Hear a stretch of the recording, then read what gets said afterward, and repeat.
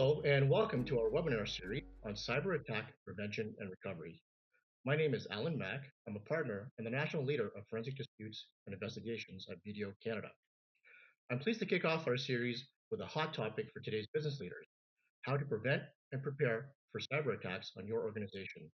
In a following session, we will discuss what to do after a breach. Looking at today's landscape, every organization, regardless of size or industry, is under constant threat from cyber attacks. It's not a matter of if, but when an attack will occur. This is the reality we live in, and it really underscores the importance of being proactive rather than reactive. In this seminar, we're going to delve into the critical steps that you can take to prepare and protect your business from potential cyber threats, and explore best practices for mitigating risks, establishing robust security protocols, and ensuring that your organization is ready to face the inevitable challenges of the digital landscape. Joining me for today's discussion are my colleagues Shaden Sagal, who is a partner in forensics, and Rocco Galetto, partner and national security leader, cybersecurity leader, as well as April Costin, who is a partner and a lawyer who specializes in privacy and breaches. Welcome and thank you for joining me today. Let's get rolling. My first question is, notwithstanding what I just said about all of us facing such threats, I'm curious as to whether there are certain companies that are more susceptible to attacks. Rocco, what do you have to say about that?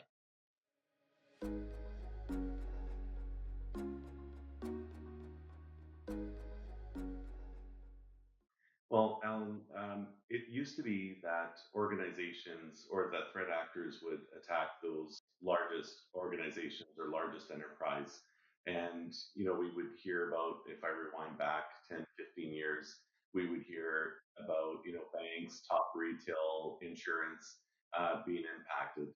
Today, that landscape has changed. And what's driven the change is threat actor groups who collaborate, work together. They have better access to tools and systems and also capabilities across their ecosystem. And what has resulted is much smaller organizations are also being targeted. So no one is immune these days. What we're seeing is a proliferation of ransomware type attacks, and they're impacting organizations across all industries and of all sizes.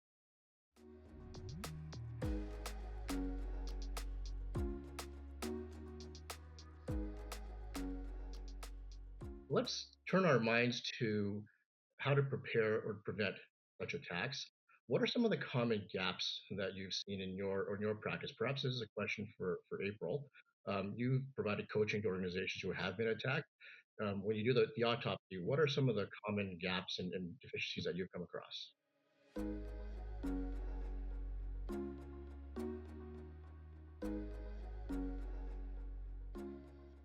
Right. So first of all, as you mentioned right off the bat here, it's really a matter of when, not if. So the number one thing that my clients and organizations that I see are missing is just the expectation that a cybersecurity event may actually occur to them.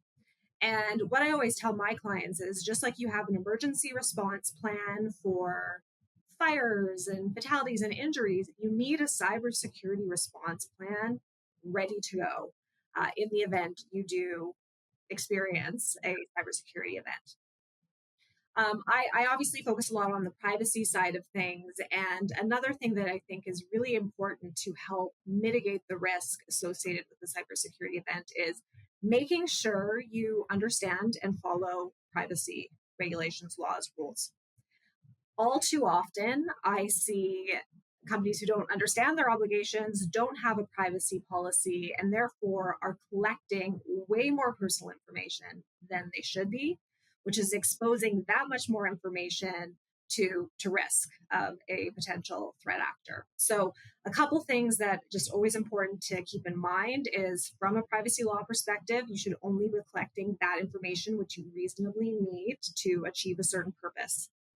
Over collecting happens all the time. Don't fall into that trap.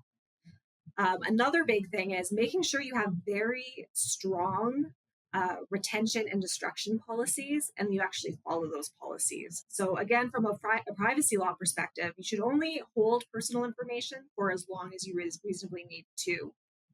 to do the purpose, or for compliance purposes.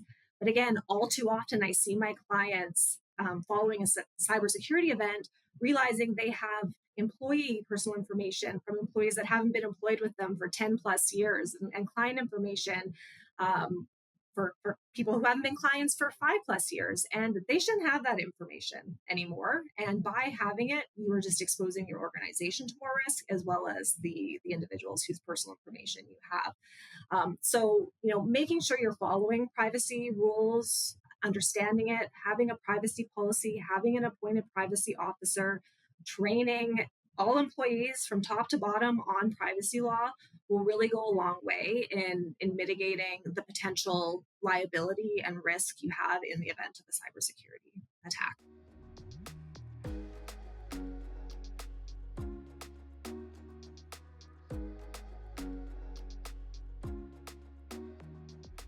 Those are some fantastic tips. I mean, of course, they're all right. I can actually reflect on my experience and see the truth of all that advice you've given. I mean, when a breach happens, that's not the time to figure out who you need to call or what button you need to press.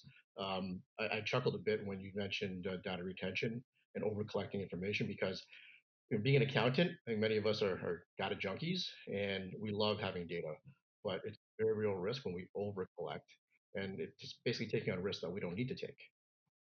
So speaking of risk management, there's a product out there that we've been aware of. Our clients ask us about it, and it has to do with cyber insurance, cybersecurity insurance. We have with us Jaden here, who has extensive experience in insurance advisory and claims advisory. I'm hoping, Jaden, you can shed some light on your thoughts about the role of cyber insurance and how it can help mitigate cyber risks.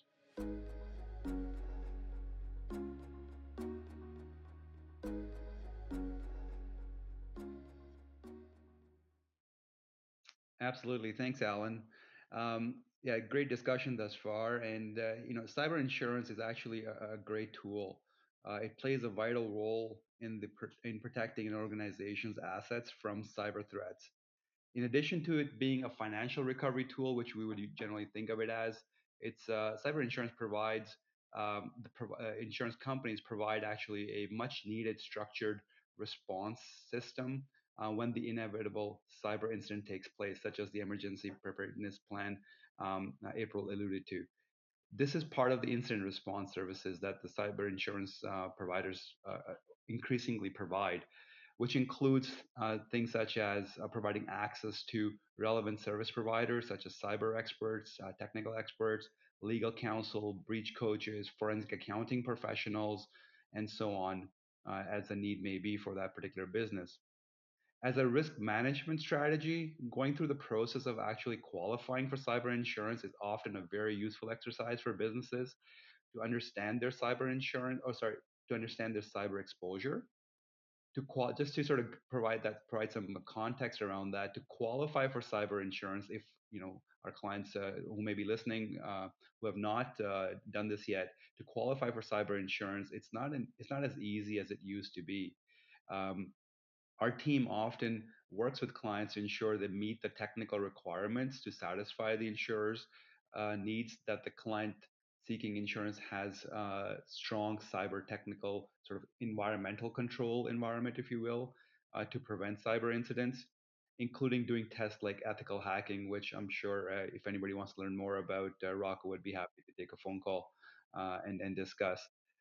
Further, it is also very important to understand that the financial impact of potential loss, whether that's cost to recover from the incident, manage public image, loss of profits, and so on, um, it in addition to getting help get insured, we regularly help our clients understand their potential financial exposure should an event was to take place, to ensure they obtain sufficient level of coverage from a dollar limits perspective, including professional fees coverage, which is an interesting concept. Eh, one of the things we always like to remind businesses is that when incidents like these happen and you hire experts, there is professional fees coverage is built into your insurance policy, so you don't have to go at it alone.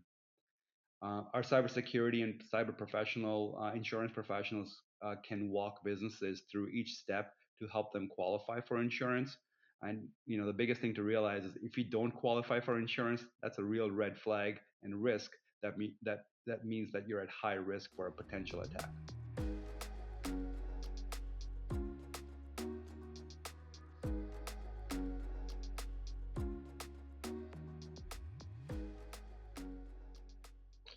Thank you. I saw Rocco smile when you said the process for qualifying for insurance, the assessment, because again, from experience, I know that to be true. There is definitely value in that process alone, having someone come in and assess your processes, identify gaps and room for improvement.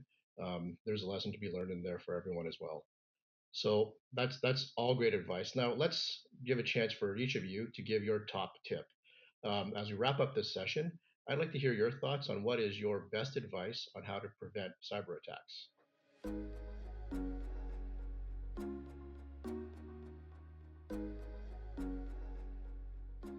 Rocco, would you like to go first?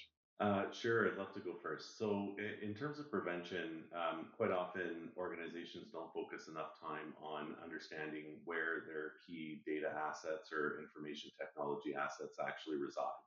So, what is it that we need to protect? What's most critical to us, to our customers, to our employees, or just to our business as a whole? So, those critical assets, understanding where they are and how we protect them.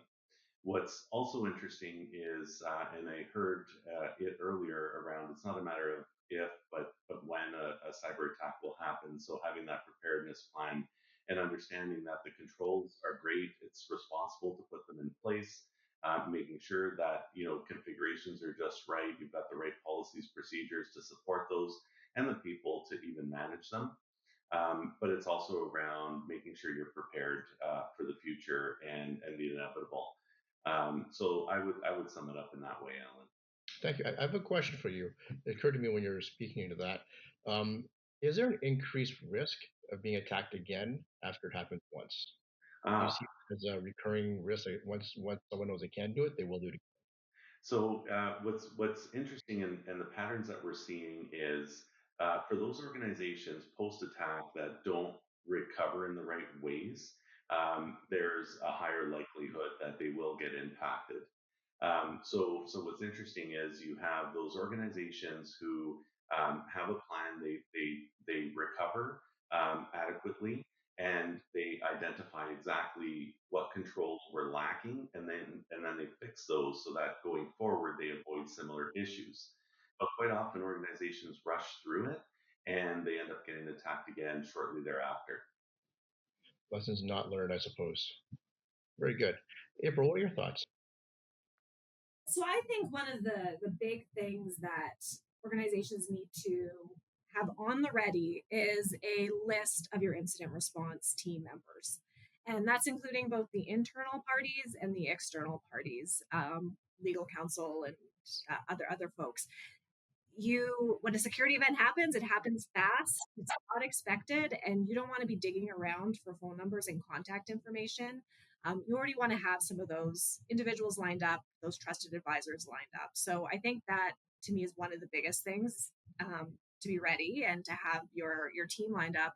And then just going back to what I spoke about earlier, it's really the education and training side of things, making sure that your folks are ready and aware of what to look for, um, and be ready to take action from there.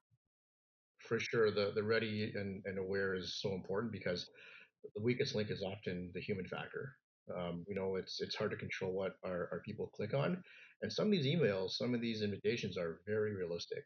Some of them are just plainly silly, but others I've seen they look like video emails. They look like they would have come internally, and you can be easily fooled if you're not paying attention. So, ongoing training and awareness is absolutely critical.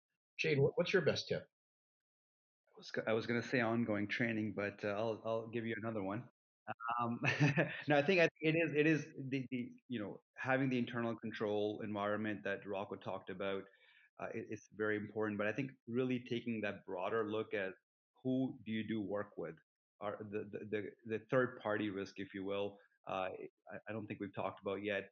Our working environment is getting so complex. There's multitude of stakeholders, whether it's customers, suppliers, service providers that businesses rely on to carry on their day-to-day activity, you have to really understand who you're dealing with, and perhaps obtain third party approvals or audits on those entities IT controls and environments to get assurance that people who you're working with, your partners, also are doing as much as you are with respect to a prevention of an attack. I think that uh, would just add that extra layer of protection, because you can be as protected as much as possible, but if some of your partners are not as well protected, that could really hurt you.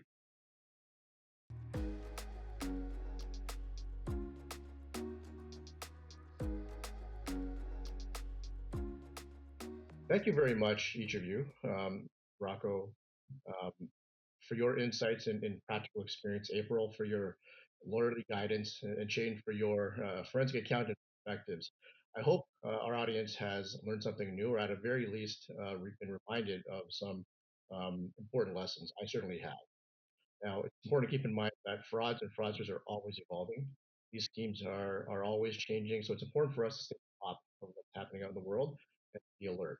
I hope you'll join us for our next session, where we'll explore what we can do once we do get hit with a cyber attack. Thank you for joining us.